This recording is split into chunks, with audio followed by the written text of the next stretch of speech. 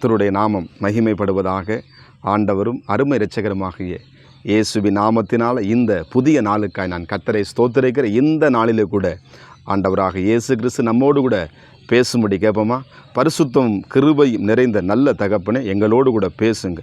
இயேசுவின் நாமத்தின் ஜெபிக்கிற நல்ல பிதாவே, ஆமேன். எபிரேயர் புஸ்தகம் 11ஆம் அதிகாரம் 31ஆம் வசனத்தை கூட வாசிப்போம். விசுவாசத்தினாலே ராகாப் என்னும் வேசி வேவுக்காரரை சமாதானத்தோடு கூட ஏற்றுக்கொண்டு கீழ்ப்படியாதவர்களோடு கூட சேதமாகாமல் இருந்தால். கர்த்தருக்கு மகிமை உண்டாவதாக. இந்த எரிகோ கோட்டையிலே அந்த எரிகோ கோட்டை வீழ்த்தும்படி இஸ்ரவேல் ஜனங்கள் 7 நாட்கள் அந்த இடத்த என்ன பண்ணுறாங்க, சுற்றி போகிறாங்க. சுற்றி வர நடக்க பண்ணுகிறார். அந்த இடத்துல காலேப்பும் யோசுவா அந்த இடத்துல போகும் பொழுது இந்த ராகாப் என்ன வேசி என்ன பண்ணுறான், அவர்களுக்கு இடம் கொடுத்து அந்த இடத்துல பண்ணுறான், உதவி செய்கிறதை பார்க்க முடிகிறது, நன்மை செய்கிறதை பார்க்க முடிகிறது. நன்மை முத்தம் என்ன பண்ணுறாங்க சொன்னேன், உங்கள் தேவனை குறித்து என்ன பண்ணுறோம், நாங்கள் கேள்விப்படுகிறோம். அவர் செங்கடலை 2ஆய் பிளந்தவராமே.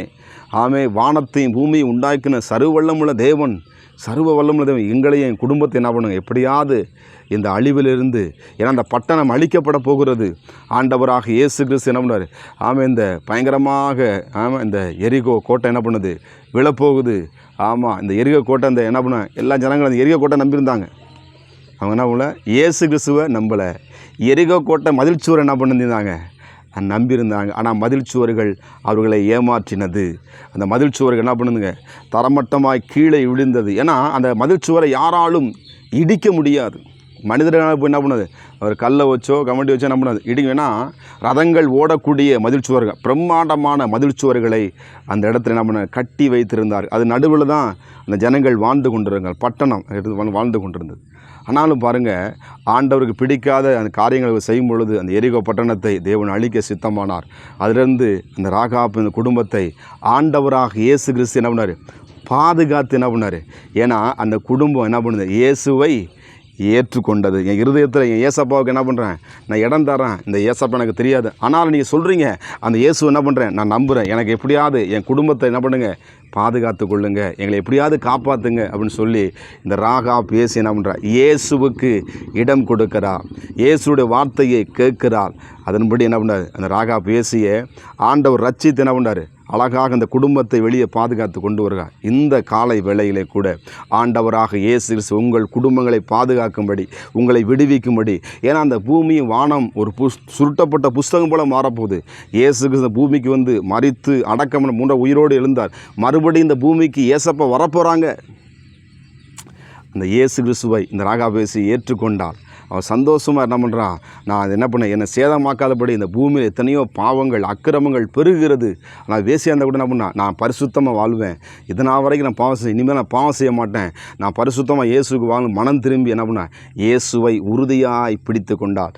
இந்த பரிசுத்த வேதாகமத்தில் அவருடைய பெயரை குறித்து என்ன பண்ணுது, ராகாப் வேசி என்ன பண்ணுது, இந்த பரிசுத்த. ஏன்னா அந்த பைபிள் வந்து தேவனுடைய வார்த்தை உள்ளதை என்ன பண்ணும், அப்படியே சொல்லக்கூடியது. உண்மையாக என்ன பண்ணும், இதை அப்படியே பிரதிபலிக்கக்கூடியதாக தேவனுடைய வார்த்தை.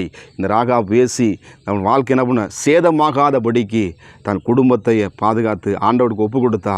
ஆண்டவர் என்ன பண்ண, அந்த குடும்பத்தை ஆஸ்வதித்து விசுவாச பட்டியலிலே இந்த எபிரேயர் புஸ்தகத்தில் பார்த்தீங்கன்னா 11ஆம் அதிகாரம் ஃபுல்லாக நீங்கள் வாசிங்கன்னா எபிரேயரில் பார்த்தீங்கன்னா விசுவாச புஸ்தகத்தை என்ன பண்ணும், அந்த பட்டியலிடப்பட்டு அதில் இந்த ராகாப் வேசி குடும்பம் இடம் பெறுகிறதை நாம் பார்க்க முடிகிறது. அவள் சேதமாகாதபடி. இன்றைக்கி எத்தனை சேதமாகறாங்க, தேவையில்லாத கருத்து சேதமாகி போகிறாங்க. ஆனால் ஆண்டவர் உங்களை ஒன்றும் சேதமாக்காதபடிக்கு, ஏன்னா வசனம் சொல்லுது, ஒன்றும் உங்களை என்ன பண்ணு சேதப்படுத்தாது என்று எழுதப்பட்டிருக்கிறது. வெயிலாகி மயிலாகி அது எந்த பிரச்சனையாலும், எப்படிப்பட்ட மகிழ்ச்சியாக இருந்து, எப்படிப்பட்ட எரிகோ கோட்டை உங்களால் இது என்னால் ஒன்றுமே செய்ய முடியல, ஆண்டவர் தான் இதுக்கு அற்புதம் செய்யும், எப்படியாவது ஒரு அற்புதம் நடக்குமா என்று அவரோடு காத்து கொண்டு இந்த காலை வேளையிலே உங்கள் வாழ்க்கையில் எப்படிப்பட்ட எரிகோ கோட்டில் இருந்தாலும் இந்த ராகாப் பேசி தன்னுடைய வாழ்க்கையை இயேசு கொடுத்தது போல நீங்களும் ஆண்டவரே என்னை காப்பாற்றுங்க, இந்த இப்படிப்பட்ட பயங்கரமான விபத்திலிருந்து, பயங்கரமான கோர பிடியிலிருந்து என்னை காப்பாற்றுன்னு சொல்ல, நிச்சயமாக உங்களை காப்பாற்றி உங்களை வாழ வைக்க என் இயேசு கிறிஸ்து இருக்கிறார் என்பதை மறந்துடாதீங்க.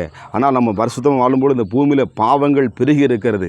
நம்ம சேதமாகாதபடிக்கு இந்த வார்த்தையை நாம் படிக்கும் பொழுது, அவனுடைய சமூகத்தில் ஜெபிக்கும் பொழுது, ஆலயத்துக்கு போகும் பொழுது நம்ம என்ன பண்ணுறோம், பரிசுத்தமாக நம்ம என்ன பண்ணுறோம், வாழ தேவன் ஒவ்வொரு நாளும் வழி நடத்தி செல்ல அவர் போதுமானவராக இருக்கிறார். நிச்சயமாக உங்களை நடத்துவார், உங்களை எதுவும் சேதப்படுத்தாது. கர்த்தர் உங்களை ஆஸ்வதிப்பார். நம்ம கண்களை மூடி ஜெபம் பண்ணுவோமா?